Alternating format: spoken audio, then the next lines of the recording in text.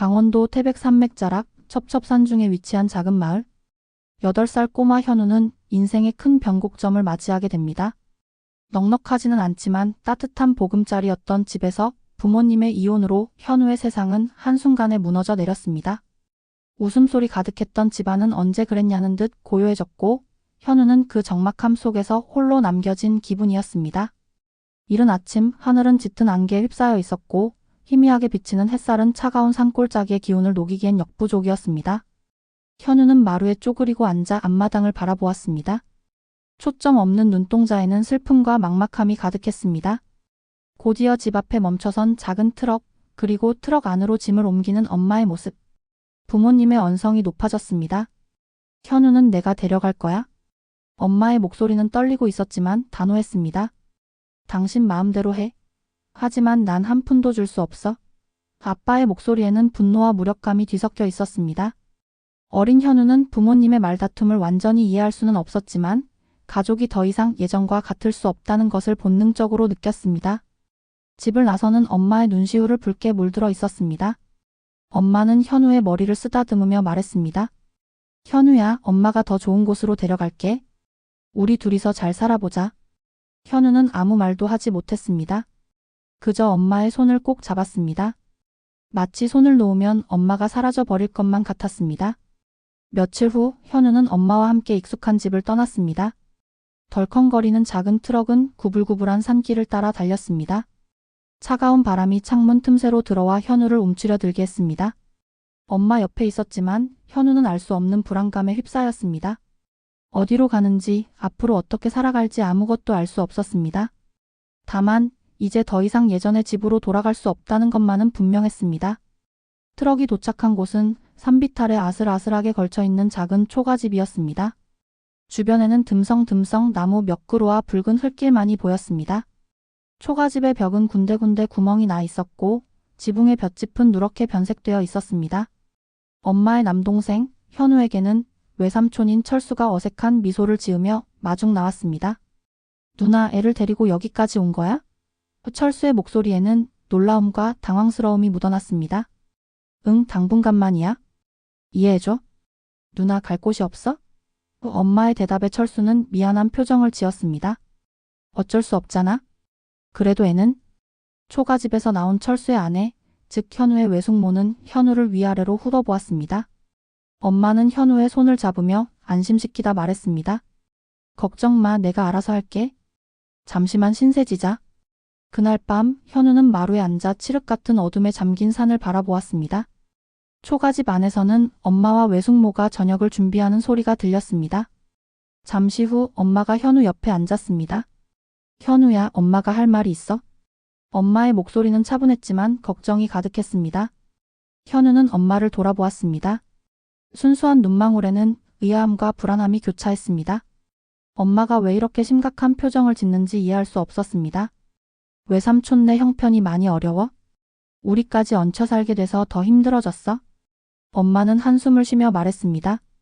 엄마는 네가 이렇게 고생하는 모습을 더 이상 보고 싶지 않아? 그래서 결심했어? 현우는 심장이 쿵 내려앉는 기분이었습니다. 무슨 결심이요? 엄마가 외국에 나가서 일할 거야? 돈 많이 벌어서 우리 집도 짓고 현우 좋은 학교에도 보내줄게. 외국이요? 현우는 놀란 눈으로 엄마를 바라보았습니다. 외국이 어딘데요? 엄마, 가지 마세요. 저랑 같이 있어요? 엄마는 현우를 품에 안고 흐느꼈습니다. 엄마도 현우랑 떨어지기 싫어. 하지만 어쩔 수 없어. 현우야. 엄마가 약속할게. 자주 편지 쓸게. 현우는 외삼촌, 외숙모 말씀 잘 듣고 공부 열심히 하고 있어야 해. 알았지? 현우는 대답 대신 고개를 숙였습니다. 눈물이 뚝뚝 떨어졌습니다. 엄마가 떠나던 날 하늘도 슬퍼하는 듯 비가 내렸습니다. 빗줄기는 창문을 두드리고 초가집은 축축한 안개에 휩싸였습니다. 현우는 엄마에게 매달려 울었습니다. 엄마, 가지 마세요. 저 엄마 없으면 안 돼요? 엄마도 함께 울었습니다. 엄마는 현우를 꼭 안아주며 울음을 참으려 애썼습니다. 현우야, 엄마 아들. 씩씩하게 있어야 해. 엄마가 꼭 돌아올게. 기다려줘. 버스의 경적 소리가 엄마를 재촉했습니다. 엄마는 현우의 손을 떼어내고 마지막으로 한 번 더 안아준 후 서둘러 버스에 올랐습니다. 현우는 쏟아지는 빛 속에 서서 안개 속으로 사라지는 엄마의 모습을 바라보았습니다. 가슴 속에 작은 희망이 피어올랐습니다. 엄마가 돌아오면 진짜 우리 집을 갖게 될 것이고 더 이상 헤어짐의 눈물은 없을 것이라고 생각했습니다. 하지만 현우는 알지 못했습니다. 앞으로 겪게 될 시련이 상상했던 것보다 훨씬 더 클 것이라는 것을. 현우는 부엌 한 구석에 웅크리고 앉아 텅 빈 마당을 바라보았습니다. 차가운 산바람이 불어와 온몸을 떨게 했습니다. 외삼촌네 집에서의 첫날, 현우는 외숙모의 따가운 눈초리와 낯선 환경에 적응하기 어려웠습니다. 현우야, 나와서 좀 도와라. 외숙모의 목소리가 들려왔습니다. 현우의 생각을 끊으며 현우는 황급히 일어나 마당으로 나갔습니다. 외숙모는 우물에서 물을 길어 2개의 물통에 담고 있었습니다. 이 물통 좀 들어라. 서서 뭘 멍하니 보고 있니? 집안일 거들 생각은 안 하고? 네. 현우는 물통을 들려고 애썼지만 가냘픈 팔로는 역부족이었습니다. 물이 쏟아져 옷을 적셨습니다. 외숙모는 화를 내며 소리쳤습니다. 이 녀석, 뭘 그렇게 굼뜨게 하니? 가난한 주제에 게으르기까지 하다니? 현우는 고개를 숙인 채 아무 말도 하지 못했습니다. 외숙모의 매서운 말이 가슴에 비수처럼 꽂혔으지만 그저 묵묵히 다시 물통을 들었습니다. 며칠 후 저녁 식사 자리에서 외숙모가 불쑥 말을 꺼냈습니다. 여보, 식구가 둘이나 늘어서 생활이 더 힘들어졌어요? 현우 학교 그만두게 하는 게 어때요? 집안일이나 돕게 하고. 공부 많이 해봐야 뭐 하겠어요? 현우는 깜짝 놀라 젓가락을 떨어뜨릴 뻔했습니다. 외삼촌을 바라보며 반대해 주길 기대했지만 외삼촌은 그저 고개를 끄덕였습니다. 그래, 학교 그만두게 하자. 우리 형편의 공부가 뭐 대수겠어? 현우는 아무 말도 하지 못하고 고개를 숙였습니다. 얹혀 사는 처지에 반대할 수 없다는 것을 알았습니다. 그렇게 다음 날부터 현우는 학교에 가지 않게 되었습니다. 낡은 공책과 교과서를 정리해 장롱 구석에 넣어두었습니다. 아침이 되면 또래 아이들이 학교에 가는 소리가 들려왔습니다. 현우는 소를 몰고 산으로 향했습니다. 작은 발은 질퍽한 흙길에 발이 푹푹 빠졌고 거친 산길을 오르는 발걸음은 무거웠습니다. 따가운 햇볕 아래서 소가 풀을 뜯는 동안 현우는 칠판에 글씨를 쓰던 학교 생활을 그리워했습니다. 현우의 삶은 고단했습니다. 소를 돌보는 것 외에도 외삼촌의 농사일을 도와야 했습니다. 비가 오는 날에는 무릎까지 차오르는 진흙탕 속에서 차가운 물에 손발이 꽁꽁 얼어붙도록 일해야 했습니다. 현우야, 빨리 좀 해라.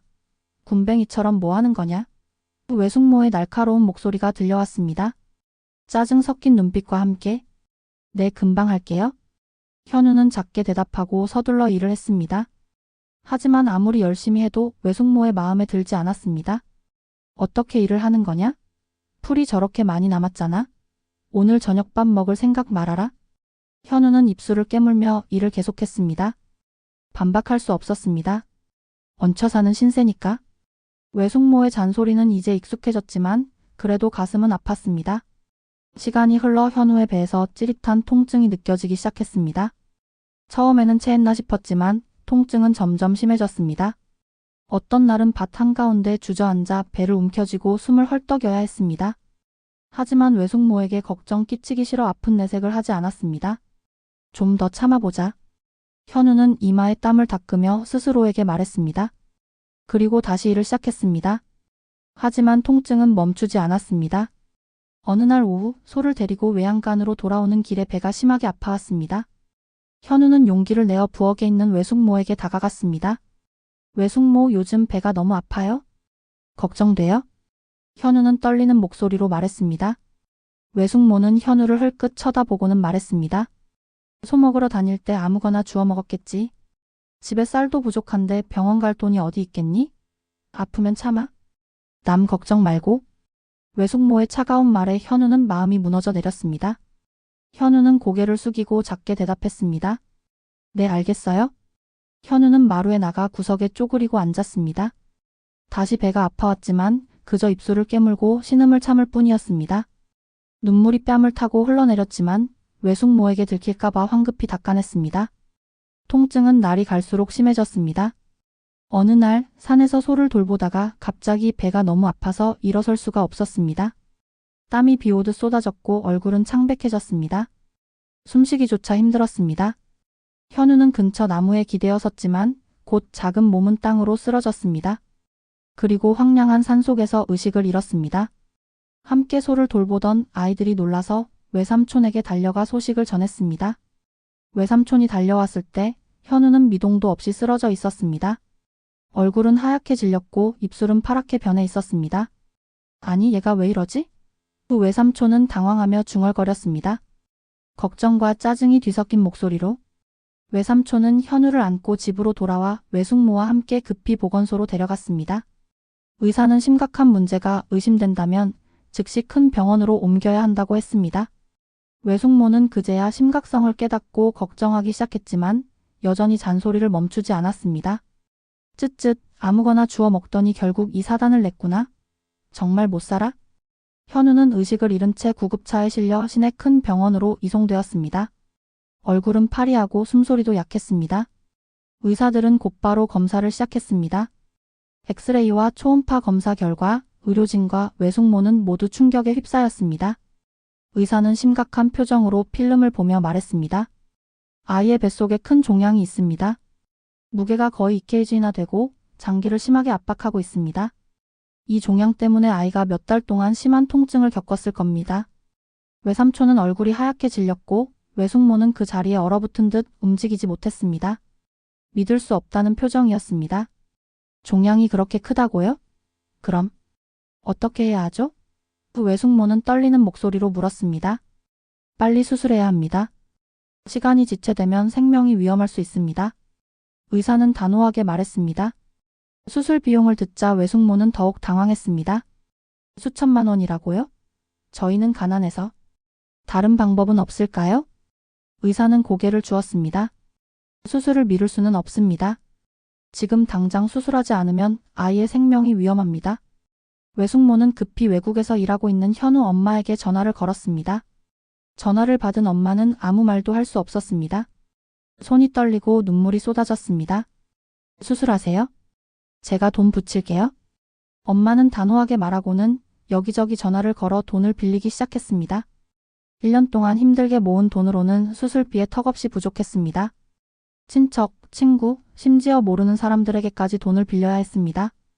그리고 엄마는 모든 일을 정리하고 한국으로 돌아오기 위해 서둘렀습니다. 내 아이는 내가 지켜야 해. 엄마는 마음속으로 다짐했습니다. 수입이 끊기더라도 지금은 현우 곁에 있어야 한다는 것을 알았습니다. 겨우 수술비를 마련한 외숙모는 병원에 입원비를 내고 수술 날짜를 잡았습니다. 다음 날 현우는 수술실로 들어갔습니다. 외삼촌과 외숙모는 수술실 앞에서 초조하게 기다렸습니다. 처음으로 외숙모는 아무런 잔소리도 하지 않았습니다. 수술실 문만 바라보는 눈빛에는 후회가 가득했습니다. 그동안 아이가 얼마나 아팠을까? 우리가 너무 못되게 굴었어? 외숙모는 한숨을 쉬었습니다. 몇 시간에 걸친 수술 끝에 의사가 미소를 지으며 수술실에서 나왔습니다. 수술은 성공적입니다. 종양을 완전히 제거했습니다. 하지만 아이의 몸 상태가 많이 약해져서 회복하는 데 시간이 걸릴 겁니다. 외삼촌과 외숙모는 안도의 한숨을 쉬었습니다. 진심으로 미안한 마음이 들었습니다. 며칠 후 현우 엄마가 한국에 도착했습니다. 병원으로 달려간 엄마는 수척해진 아들의 모습에 눈물을 쏟았습니다. 현우야. 엄마는 흐느끼며 현우를 불렀습니다. 현우는 눈을 뜨고 엄마를 보자 눈빛이 반짝였습니다. 그리고 울음을 터뜨렸습니다. 엄마? 엄마? 현우야, 엄마가 미안해. 고생 많았지? 엄마는 현우를 품에 안고 머리를 쓰다듬었습니다. 이제 엄마가 옆에 있을게. 다시는 혼자 두지 않을게. 외삼촌 부부는 구석에서 조용히 그 모습을 지켜보았습니다. 가까이 다가갈 용기가 나지 않았습니다. 죄책감에 마음이 무거웠습니다. 현우가 입원해 있는 동안 엄마는 한시도 현우 곁을 떠나지 않았습니다. 몇 끼 밥을 먹이고 잠자리를 돌봐주며 정성껏 간호했습니다. 현우야, 우리 여기서 나가자. 다른 곳에서 새롭게 시작하자. 엄마는 현우에게 말했습니다. 눈빛에는 단호한 결심이 담겨 있었습니다. 현우는 고개를 끄덕였습니다. 비록 몸은 아팠지만 엄마 곁에 있다는 사실만으로도 마음은 따뜻하고 편안했습니다. 외숙모도 태도가 달라졌습니다. 잔소리 대신 늦었지만 진심 어린 걱정을 전했습니다. 현우를 찾아와 어색하게 말했습니다. 현우야, 외숙모가 미안해. 앞으로 뭐든지 필요한 게 있으면 말해. 현우는 그저 미소를 지었습니다. 더 이상 외숙모에게 원망하는 마음은 없었습니다. 퇴원 후 엄마는 현우를 데리고 서울로 올라왔습니다. 작지만 두 사람이 살기에 충분한 집을 구했습니다. 힘든 투병 생활은 현우에게서 종양을 가져갔을 뿐 아니라 엄마의 사랑과 관심 그리고 희망까지 되찾아 주었습니다. 엄마에게 가장 중요한 것은 아들이 건강하게 살아남았다는 것이었고 현우는 고난을 이겨내는 법과 사랑의 소중함을 배웠습니다. 그리고 더 나은 미래를 향한 희망을 품게 되었습니다. 엄마는 시골을 떠나 서울에서 새 삶을 시작하기로 결심한 날, 하늘은 여전히 흐렸습니다. 하지만 두 사람의 마음속에는 작은 희망의 불빛이 빛나고 있었습니다. 낡은 버스는 덜컹거리며 붉은 흙길을 벗어났습니다. 익숙한 산과 초가집, 그리고 외삼촌네 집을 뒤로하고 현우는 차창에 얼굴을 기대고 점점 멀어지는 풍경을 바라보았습니다. 엄마, 우리 어디로 가요? 현우가 작은 목소리로 물었습니다. 엄마는 현우의 손을 잡고 단호한 눈빛으로 말했습니다. 우리가 편히 살 수 있는 곳으로 갈 거야. 현우야, 내가 엄마 옆에 있다면 어디든 우리 집이 될 수 있어. 서울에 도착한 현우는 높은 빌딩과 쉴 새 없이 오가는 자동차 그리고 화려한 야경에 눈이 휘둥그레졌습니다. 엄마는 현우의 손을 잡고 도시 외곽의 좁은 골목길로 들어섰습니다. 그곳에 작고 낡은 단칸방을 얻었습니다. 방 안에는 낡은 침대 하나와 작은 밥상, 그리고 몇 가지 살림살이만 있었습니다. 천장은 낮았고 벽에는 세월의 흔적이 가득했습니다. 하지만 현우에게는 그곳이 처음으로 자유를 느낄 수 있는 공간이었습니다. 더 이상 잔소리와 차가운 눈초리에 시달리지 않아도 됐습니다.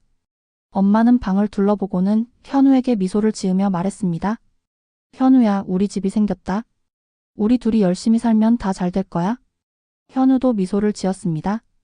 작고 초라한 방이었지만 엄마와 단둘이 함께 있다는 사실만으로도 마음이 따뜻했습니다. 그리고 무엇보다 엄마가 돌아왔다는 사실이 가장 큰 기쁨이었습니다. 도시 생활은 쉽지 않았습니다. 엄마는 생활비를 벌기 위해 닥치는 대로 일했습니다. 낮에는 식당에서 설거지를 하고 저녁에는 가정부 일을 했습니다. 일거리가 없을 때는 리어카에 물건을 싣고 시장에서 행상을 했습니다. 현우는 작은 창문 옆에 앉아 무거운 리어카를 끌고 골목길을 지나가는 엄마의 모습을 바라보곤 했습니다. 지쳐 보이는 엄마의 뒷모습에 마음이 아팠지만 엄마는 언제나 미소를 잃지 않고 돌아왔습니다. 그리고 작은 봉투에 담긴 간식이나 새 학용품을 현우에게 건넸습니다. 현우야, 엄마가 아무리 힘들어도 괜찮아? 네가 공부해서 좋은 사람이 된다면 엄마는 그걸로 행복해. 엄마는 항상 현우에게 말했습니다. 결연한 목소리로. 현우는 건강을 회복하고 다시 학교에 다니게 되었습니다. 단칸방 근처 작은 학교에 입학했습니다. 처음에는 낯선 친구들과 환경에 어색했지만 공부에 대한 열정과 학교를 그만둬야 했던 아쉬움 때문에 현우는 금방 적응했습니다. 현우는 공부에 매진했고 선생님의 말씀을 하나라도 놓칠세라 열심히 귀를 기울였습니다. 잃어버린 시간을 되찾으려는 듯 어두컴컴한 단칸방, 희미한 백열등 아래서 현우는 공부에 열중했습니다. 엄마는 낡은 옷을 수선하며 현우를 사랑스러운 눈빛으로 바라보았습니다. 현우야, 비록 우리 형편이 어렵지만 네가 노력한다면 분명 훌륭한 사람이 될 수 있을 거야. 엄마의 말은 현우의 가슴에 작은 불씨를 지폈습니다. 현우는 엄마를 실망시키지 않겠다고 다짐했습니다. 도시 생활은 시골보다 편했지만 여전히 고단했습니다. 어떤 날은 엄마의 손이 온통 피투성이가 되도록 일해야 했고 어떤 날은 돈이 없어 엄마는 밥을 굶고 현우에게 양보했습니다. 엄마는 배 안 고파?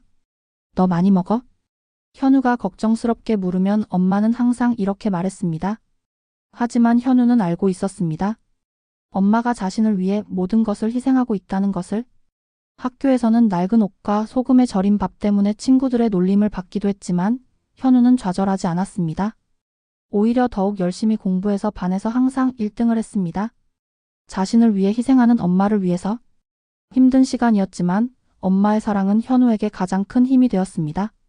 저녁이면 엄마 곁에 앉아 엄마의 꿈 이야기를 듣곤 했습니다. 엄마는 공부를 많이 하고 싶었지만 형편이 어려워서 그럴 수 없었어.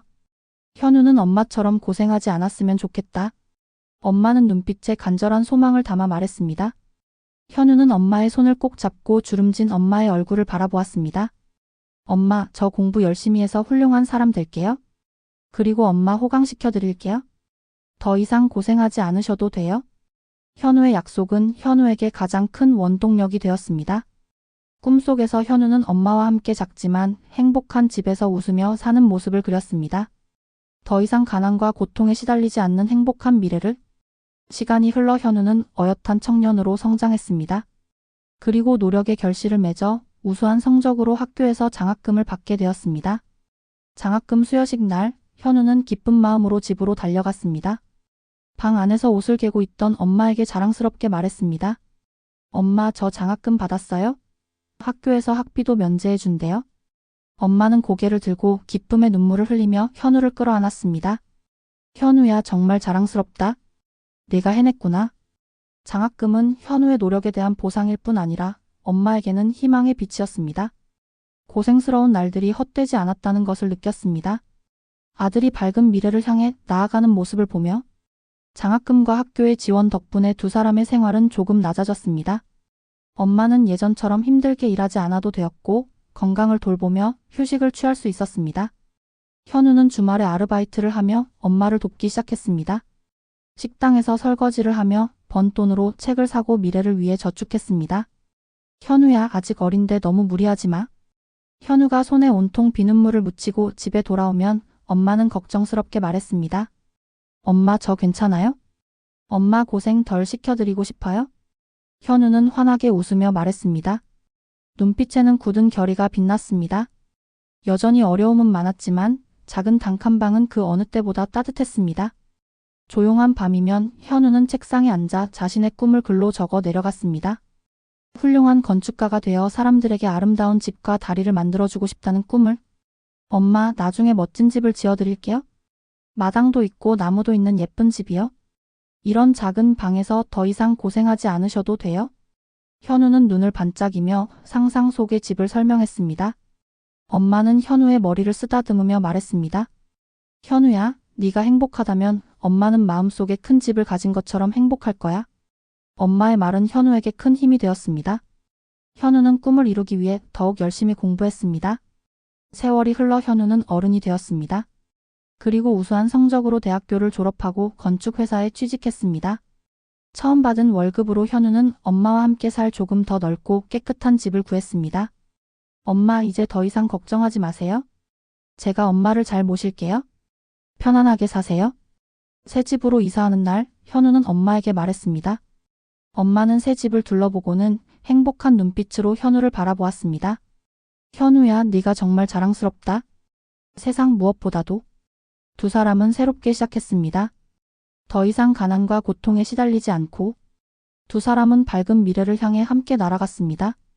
행복이 드디어 자신들에게 미소 짓고 있다는 것을 믿으며 어느 날 저녁, 현우는 엄마와 함께 마루에 앉아 별이 가득한 밤하늘을 바라보았습니다.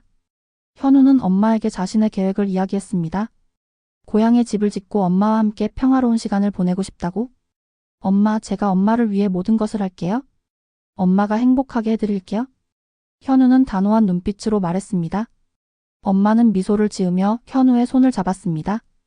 현우야, 네가 잘 사는 모습을 보는 것만으로도 엄마는 행복해.